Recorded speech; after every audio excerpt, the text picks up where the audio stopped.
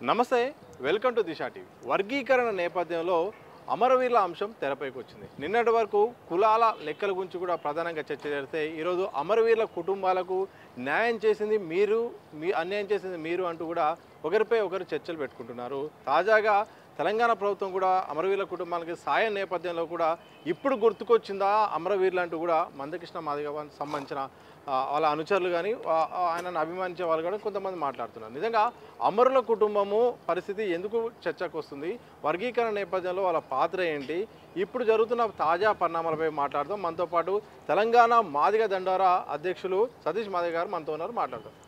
అమరుల కుటుంబాల అంశాలు తెరపైకి వచ్చింది. నిజంగా అమరుల త్యాగం గురించి విమర్శలు రావడం, ఒకరు పట్టించుకోవడం, మరొకరు ఆన్సర్ చెప్పుకోవడం, ఈ చర్చ ఏం చెప్తాల్సుకున్నాను. ఇప్పుడు మాదిగ రిజర్వేషన్ పోరాట సమితి దండోరా ఉద్యమంలో గతంలో ఇది 94లో ఉద్యమం ఆరంభమైతే 96లో ఊపెత్తుకుంది 23 జిల్లాలు. అయితే ఈ సమయంలో ఫస్ట్ మాదిగ దండోరా ఉద్యమంలో చనిపోయిన అసూలు భాషలో కులఘర్షణలో మన ఈస్ట్ గోదావరి జిల్లాలో ఇద్దరు చనిపోయారు. చిర్ర నాగేశ్వరరావు అని, ప్రభాకర్. ఆ తర్వాత రాయలసీమ ప్రాంతంలో ఒక ఏదో రాష్ట్ర రోకల సమయంలో ఒక పిల్లోడు పెట్రోల్ మీద పోసుకొని చనిపోయాడు. ఆ తర్వాత మొన్న మన హైదరాబాద్లో ఈ మన సురేందర్ మాదిగ అని, మహేష్ మాదిగ, అదే రకంగా దామోదర్ మాదిగ, ఇంకో మహిళ భారతి మాదిగ, నలుగురు. భారతి మాదిగనేమో కలెక్టర్ ఆఫీస్ కాడ ఆమె ధర్నాలో పోలీసుల తోపులాట్లో ఊపిరాడక ఆమె చనిపోయింది. అప్పుడు కేసీఆర్ ముఖ్యమంత్రి. అసెంబ్లీలో పెద్ద గందరగోళం కూడా అయింది. ఆ ఇష్యూలో కృష్ణమాదిని కూడా అరెస్ట్ చేసి జైలు కూడా పంపించారు, ట్యాంక్ బండ్ కాడ. ఆ తర్వాత ముగ్గురు. వీళ్ళు వాస్తవానికి కాంగ్రెస్ పార్టీ మీద కోపంతో కృష్ణమాది 2009లో తను అంటే ఎలాంటి విచక్షణ కోల్పోయి హక్కుల కోసం ఏమైనా చేస్తానని చెప్పేసి అనే ఒక వాతావరణాన్ని బిల్డప్ చేయడం కోసం గాంధీ భవన్ మీద దాడి చేసి తగలబెట్టాలని ప్లాన్ చేసిండు ఆయన. గాంధీ భవన్ మీద ప్రెస్ మీట్లే ఉంటుంది కదా, దాంట్లో వీళ్ళని తీసుకుపోయి గాంధీ భవన్ మీద తగలబెట్టాలని చెప్పేసి మీరేం చేస్తారో నాకు తెలియదు. హైదరాబాద్ పిల్లలు వాళ్ళకు ఉద్యమాల సంగతి తెలియదు, కులపిచ్చిని రగిల్చిండు, మీ త్యాగాలను మర్చిపోరు అని చెప్పేసి అని లేనిపోని మాటలు చెప్పి ఆ పిల్లల్ని ఉద్రేకపరిచి మీరు ఏం చేస్తారో నిజంగా మన పరేడ్ గ్రౌండ్లో సభను గందరగోళం అడ్డుకోవడానికి, సోనియా గాంధీ సభను అడ్డుకోవడానికి ప్రయత్నం చేశారు. ఆ తర్వాత గాంధీ భవన్ను తగలబెట్టారా మీరని వాళ్ళకి ఎలాంటి కూడా సూచనలు చెప్పకుండా, జాగ్రత్తలు చెప్పకుండా వాళ్ళు అమాయకులు హైదరాబాద్లో ఉన్న పిల్లలు వాళ్ళకేం తెలుసు, పెట్రోల్ ఎవడు వస్తాడు, తగలబెట్టేది ఎవరు, అంటించేది ఎవరు, ఇవన్నీ కూడా చూడలేదు. పోయిండ్రు, అర్ధరాత్రి పూట పోయిండ్రు. ఆ గాంధీ భవన్ మీద పడి వాళ్ళు పెట్రోల్ తల్లి ఉండే ఆగిపూల గీసుకున్నారు, వాళ్ళకు తగలబడిపోయారు. ఇది అక్కడ ఎపిసోడ్ కథం.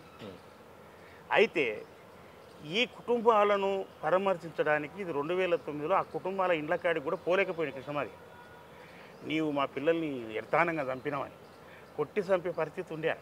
దానికి ప్రధానమైన సాక్ష్యాభూతులు మోత్కబల్లి నరసింహులు గారే. మందకృష్ణమాదిగను కనపడితే ఏషపడేస్తామనే పరిస్థితి ఉండేవి. మోత్కబల్లి నరసింహులు గారే శాంతింపజేసి అట్లా కాదు అని చెప్పి ఆ రోజు కృష్ణమాదిగను కాపాడింది కూడా మోత్కబల్లి నరసింహులు. అయితే అమరవీరుల కుటుంబాలు ఉద్యమం ఇప్పుడు వాళ్ళ కుటుంబాలను ఆదుకునే కార్యక్రమం. ఇప్పుడు ప్రస్తుతం సుప్రీంకోర్టు తీర్పు తర్వాత ఎస్సీ వర్గీకరణ అయింది. ముఖ్యమంత్రి రేవంత్ రెడ్డి గారు తన చేతుల మీదుగా అసెంబ్లీలో ఈ యొక్క సెమీ అఖ్తర్ గారి రిపోర్టు ప్రకారం వర్గీకరణ చేసిండు. ఏబిసిడి కాకుండా గ్రూప్ 1, గ్రూప్ 2, గ్రూప్ 3గా చేసిండ్రు. అది న్యాయబద్ధంగా జరిగింది. ఇదంతా రావడానికి కారణం దామోదర రాజనరసింహ, మంత్రి దామోదర రాజనరసింహ గారు. ఈ కులపోడు కనుక ఈ కులానికి న్యాయం జరగాలని మొదటి నుంచి కూడా తనలాడినోడు కనుక అధికారం నుండి తనలాడిండి. ఆయన రాజకీయ పార్టీగా తనలాడి, ఎంఆర్పిఎస్ ఉద్యమకారుడిగా తనలాడలే. ఎంఆర్పిఎస్ ఉద్యమకారుడు కాదే. ఇప్పుడు వీళ్ళందరూ చాలామంది పొలిటికల్గా వాళ్ళ సహకారాలు తీసుకున్నాం ఉద్యమంలో, కానీ వాళ్ళు వచ్చి మా దగ్గర రాష్ట్రోకలు చేయలేదు, ధర్నాలు చేయలేదు. కానీ రాజకీయంగా మాత్రం అండగా ఉన్నారు ఉద్యమానికి. ఎందుకు కృష్ణమాదిగ గారికి కూడా తెలుసు, దాన్ని ఇంటికి పోయిండు, దానితో సహకారం తీసుకుంటూ అంత నడిచింది. అంతేందుకు మొన్న వర్గీకరణ అయిన తర్వాత కూడా దామోదర రాజనరసింహ ఇంటికి వచ్చిండు కదా ఆయన. ఇది పరిస్థితి. ఈరోజు కండగట్టి నాకు తెలియదు అని చెప్పేసి మాట్లాడితే కానియవారు. అయితే దామోదర రాజనరసింహ గారు ఒక మానవతా హృదయంతో వీళ్ళు త్యాగం చేశారు కనుక ఎస్సీ వర్గీకరణ ఫలాలు ఈరోజు అమలవుతున్నాయి. మా ప్రభుత్వం చేసింది కనుక ఆ కుటుంబాలు చాలా నిరుపేదలుగా ఉన్నారు. గతంలో ఈయన మార్కెటింగ్ మంత్రిగా ఉన్నప్పుడు అనుకుంటారు, ఇప్పుడు మన గుడిమల్కాపూర్లో షాపులు కూడా కేటాయించండి. ఎవరు? దామోదర్ రాజనరసింహ గారు. ఆ రెడ్లు వ్యాపారాలు చేసి ఆ షాపింగ్ కాంప్లెక్స్లలో ఎస్సీలకు మాదిగలకు షాపింగ్ కాంప్లెక్స్లో ఒక 4 షాపులు ఇప్పించాడు ఆయన. అటువంటి దయాహృదయం కలిగినోడు మొన్న 5 లక్షల రూపాయలు అన్ని సంఘాల సాక్షిగా డబ్బులు ఇవ్వడం జరిగింది. ఇది పరిస్థితి. ఇక దాన్ని ఆయనకి ఇప్పుడు జ్ఞాపకం వచ్చిందా? ఆయన ఎన్ని రోజుల నుంచి పట్టించుకున్నాడా? వాళ్ళకు ఏం చేసిండు?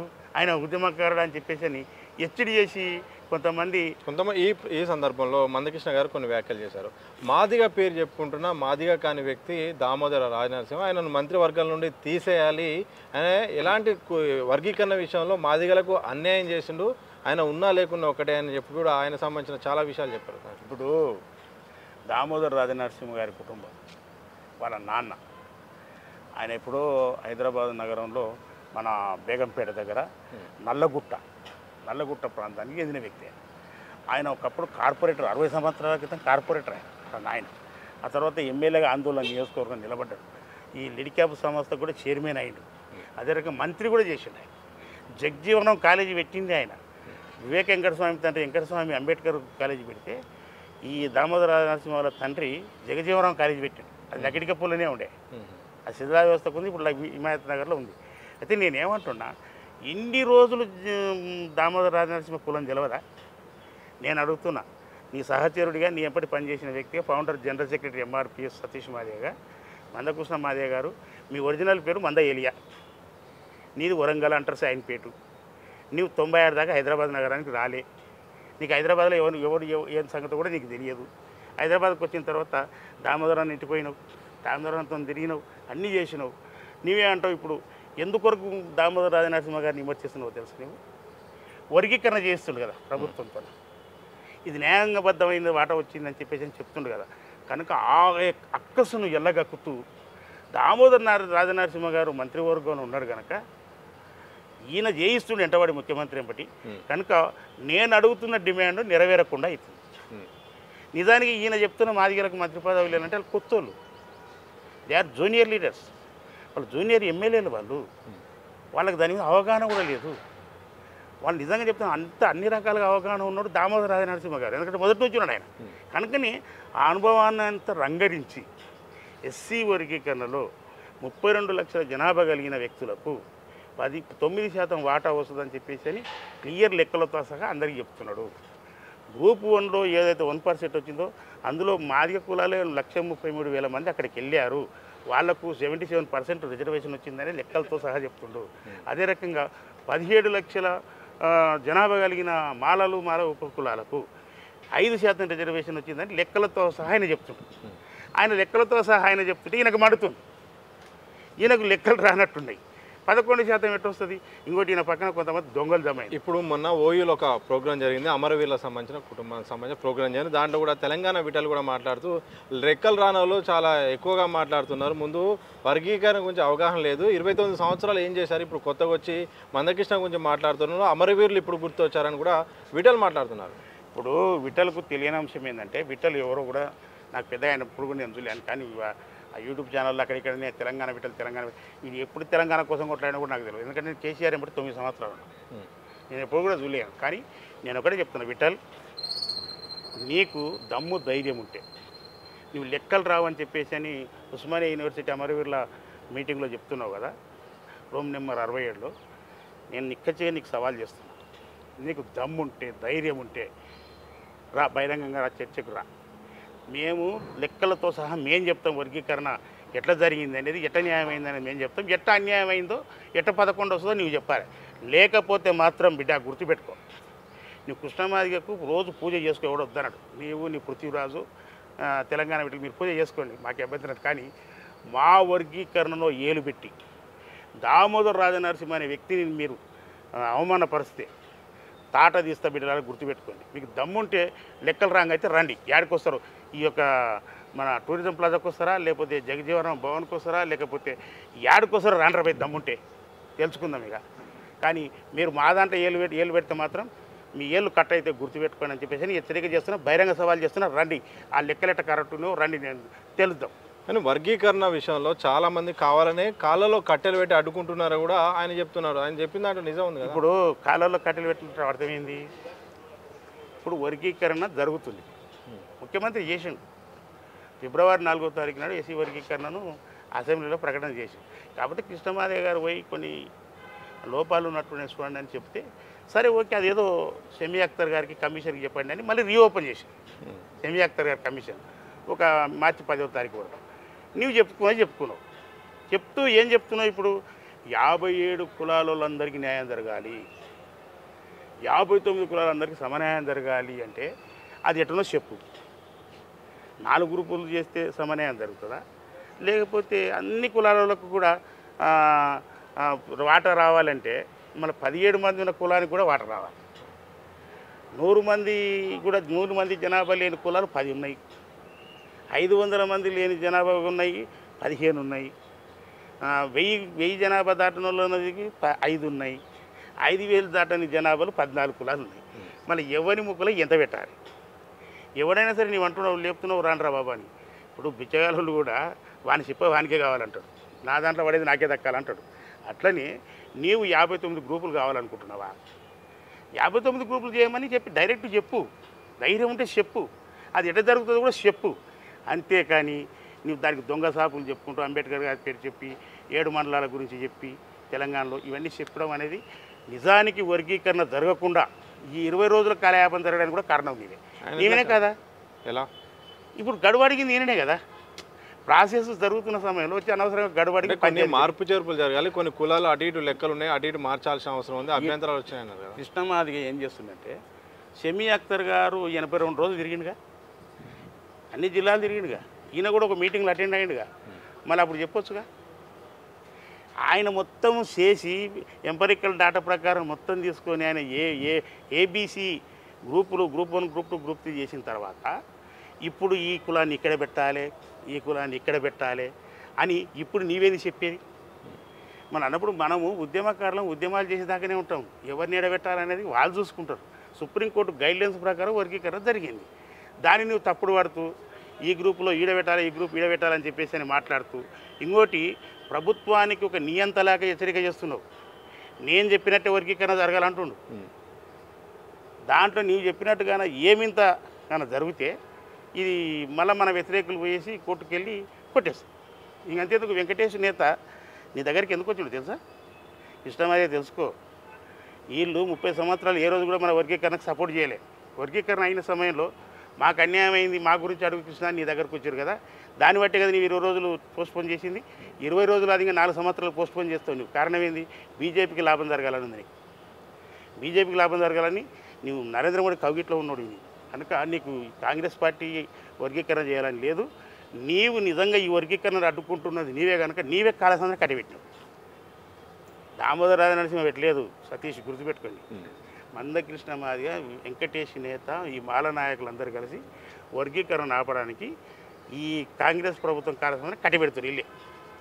ఇప్పుడు అభివృద్ధి విషయంలో బీఆర్ఎస్ వాళ్ళు ఎటకాల సాధన కట్టేట పెడుతుర్రో, వర్గీకరణ కాకుండా అడ్డుకొని తను అనుకున్నప్పుడే వర్గీకరణ జరగాలని కాంగ్రెస్ కాలసందన కట్టె పెడుతున్నదే మందకృష్ణ మాదిగ, వెంకటేష్ నేత, వీళ్ళందరూ ఈ తెలంగాణ విట్టలు, ఈ పృథ్వీరాజులు కూడా కాలసందన కట్టె పెడుతుంది. మీరు గుర్తుపెట్టుకోండి.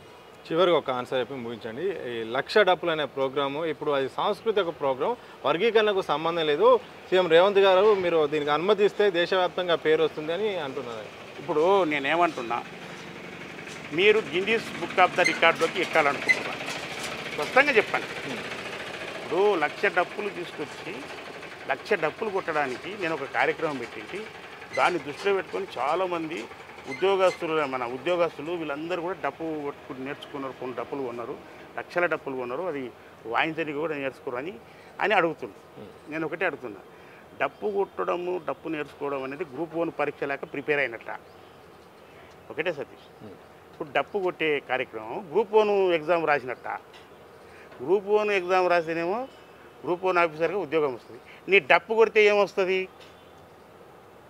1,00,000 డప్పులు వచ్చి హైదరాబాద్లో కొడితే ఏమొస్తుంది చెప్పు? లాభం ఏమొస్తుందో చెప్పు. నీవే అంటావు మనం దేశానికి ఆదర్శం అవుతాం, పెద్ద ప్రపంచంలో తెలుస్తామని అంటారు. ఓకే, పోటీ ఎవరిని పిలుస్తున్నావు? తెలంగాణ మాదిగలు డప్పులు కొడితే మళ్ళీ వీళ్ళకి ఒక పోటీగా వచ్చే ఒక రాష్ట్రం ఉండాలిగా. ఏ రాష్ట్రాలను రమ్మంటున్నావు పోటీకి డప్పు కొట్టడానికే? ఇది కావాలని నీ స్వార్థం కోసం, నీవు అన్ని కులాల కోసం న్యాయంగా ఉద్యమాలు చేసినని చెప్పేసి అని చెప్పుకుంటున్నా. నీకు పద్మశ్రీ అవార్డు వచ్చింది. రేపు 1,00,000 డప్పులు మోగితే నీవు గిన్నిస్ బుక్ ఆఫ్ ద రికార్డులోకి ఎక్కి చరిత్ర సృష్టించుకోవడానికి తనలాడుతున్నావు తప్ప డప్పు కొడితే ఇప్పుడు వచ్చే లాభం ఏం లేదు. డప్పు పోరాటానికి చిహ్నము, సంబరానికి చిహ్నము. ఏబిసిడి అయింది, నీవు పిలుపునిచ్చింది ఏబిసిడి కాలయాపన జరుగుతుందని రేవంత్ రెడ్డి మీద డప్పు ఎన్నిక కొట్టడానికి రెడీ అయినా నువ్వు. ఇప్పుడు ఏబిసిడీలు చేసిర్రు, మాదిగలకు సమానమైన వాటి వచ్చింది. ఇంక ఇప్పుడు ఎవరి మీద కొట్టాలిగా. ఇప్పుడు నేను సాంస్కృతిక కార్యక్రమంతోన నీవు నిజంగానే డప్పులు సాంస్కృతిక కార్యక్రమం కొట్టాలి అనుకుంటే హైదరాబాద్లో కాదు నాయన నీవు కొట్టాల్సింది, షాద్నగర్ దగ్గరనన్నా లేకపోతే కొంగరకాలనన్నా కొట్టు. దానికి నరేంద్ర మోడీని పిలుచుకో, లేకపోతే ఇతర రాష్ట్రాలను ఈ పోటీలో రమ్మని చెప్పేసి అని పాల్గొనే అథ్లెటిక్స్ లెక్క నువ్వు చెప్పు. అంతేగాని ఎవరినో పరిచయం చేయాలని, లేకపోతే చదువుకున్న వాళ్ళందరూ కూడా ఇప్పుడు కంప్యూటర్ యుగం ఇది. కంప్యూటర్ యుగంలో కంప్యూటర్ చేత పట్టుకొని ముందుకు సాగాలి, కానీ డప్పులు కొట్టడానికి నేర్చుకోండి అని చెప్పేసి అని అది కుల ప్రామాణికం అని చెప్పేసి అని చెప్తున్నావు నువ్వు. ఇదే మాట మంత్రి దామోదరం మాట్లాడితే డప్పును చెప్పును అవమానించాడు, దళిత ద్రోహి అని కూడా ఆయనపై ముద్ర వేశారు. ఇదే మాట మీరు మాట్లాడుతున్నారు, మీరు ద్రోహి కాదా? నేను ఎందుకైతాను? నేనేమంటున్నా, మాదిగలుగా మాదిగ కులంలో పుట్టినట్టుగా చెప్పులు కుట్టడం, చచ్చిపోయిన ఎడ్ల గుడ్లను తీసుకొచ్చుకోవడం, తోలు ఉంచడం, చెప్పులు తయారు చేయడం, డప్పులు కొట్టడం మా కుల వృత్తి. మా కుల వృత్తి ఎప్పుడో భంగమైపోయింది. చెమర్సు చెప్పులు కుడతారు మా వాళ్ళే, మోచీలు చెప్పులు కుడతారు మా వాళ్ళే, మాదిగలు చెప్పులు కుడతారు మా వాళ్ళే. అదే రకంగా అన్ని కులాలు చేస్తారు. కానీ ఈరోజు ఇది బాటా చేతిలోకి పోయింది. పోయిందా పోలేదా? లేకపోతే ప్యారగాన్ చేతిలోకి పోయింది, చెప్పులు తయారు చేసినాం. పోయిందా పోలేదా? ఇంకా ఎన్ని రోజులు మేము చెప్పులు రోడ్ల మీద గుట్టాలు గుద్దుకుంటూ కూర్చోవాలి. డప్పుల విషయం కూడా, డప్పులు అందరు నేర్చుకున్నారు, రెడ్లు కూడా నేర్చుకున్నారు, మాలలు నేర్చుకున్నారు, పాటలు పాడాలనుకుంటున్నారు, ప్రతి ఒక్కరు కూడా డప్పు కూడా నేర్చుకున్నారు. ఇప్పుడు ఏ ప్రామాణిక కింద తీసుకుంటావు డప్పును? కనుక ఈ డప్పు చెప్పు అనేది నిత్యము మా దగ్గర ఉండొచ్చు, అది మా వృత్తి కావచ్చు గతంలో, కానీ అది ఎప్పుడో పొల్యూడ్ అయిపోయింది, ఎప్పుడో ఎవరెవరికి వెళ్ళిపోయింది. కనుకనే అంబేద్కర్ చెప్తాడు, ఇంకా డప్పు చెప్పని ఏందన్నాడుతావు, నీకు రిజర్వేషన్ ఇస్తున్న చదువు ఆఫీసర్గా ఉద్యోగాలు సంపాదించాడు. కనుకనే ఈరోజు ఎస్సీ రిజర్వేషన్ ఏబీసీ చేసుకొని వాటిని ఉద్యోగాలు సంపాదించుకోవడానికి బాగా చదవండి అని చెప్పు, గ్రూప్ 1లో పాస్ కావడానికి చదవండి అని చెప్పు, ఇంకా బాగా కాంపిటీషన్లో పాల్గొనేటట్టుగా విద్యను నేర్చుకోండి అని చెప్పు. కానీ నిత్యం ఇంకా ఉద్యమాలు అనే పేరుతోన ఈ మాదిగను ఎన్ని దినాలు మోసం చేస్తావు మందకృష్ణ మాదిగ అని చెప్పేసి అని తెలంగాణ మాదిగ దండోర అధ్యక్షుడిగా నీకు విజ్ఞప్తి చేస్తుంది. Thank you. మొత్తంగా వర్గీకరణ విషయంలో మాత్రం వీటిగా కాంగ్రెస్ చేయడం మాత్రం మందకృష్ణ మాదిగకి ఇష్టం లేదు. అందుకేసనే కాళ్ళల్లో కట్టబెట్టి కూడా అడ్డుపడుతున్నారు. చాలామంది కూడా ఆయన పక్కన ఉన్న వాళ్ళు కూడా వ్యతిరేకించే ప్రయత్నం చేస్తున్నారు. వర్గీకరణకు అన్ని రకాలుగా చేస్తూ న్యాయపరంగా దామోదర రాజనరసింహ గారు మంత్రి హోదాలో ఆ యొక్క కులానికి, మాదిగ కులానికి కూడా ప్రాతినిధ్యం వహిస్తూ కూడా న్యాయం చేస్తుంటే అతనికి ఎక్కడ పేరు వస్తుందని కూడా మందకృష్ణ తట్టుకోలేకనే విమర్శలు చేసే ప్రయత్నం చేస్తున్నారు, ఆయన తక్కువ చేసే ప్రయత్నం చేస్తున్నారు. ఏదైనప్పుడు కూడా వర్గీకరణ కావడం, తెలంగాణ ప్రభుత్వం ఆధ్వర్యంలో కావడం మాత్రం మందకృష్ణ గారికి ఇష్టం లేదంటూ కూడా ఇప్పటికైనా సహకరించకపోతే మాత్రం భవిష్యత్తులో కూడా చాలా ఇబ్బంది అవుతుంది. ఉద్యమాలు ఎంతకాలం చేయాలి, ఎంతకాలం డప్పు కొట్టాలి, ఉద్యోగాలు ఎప్పుడు చేయాలనే పిలుపు ఎందుకు ఇవ్వట్లేరని కూడా సతీష్ మాదిగ గారు చెప్తున్నారు. తెలంగాణ దండోర సంబంధించిన అధ్యక్షులు చెప్తున్న సందర్భం చూడొచ్చు.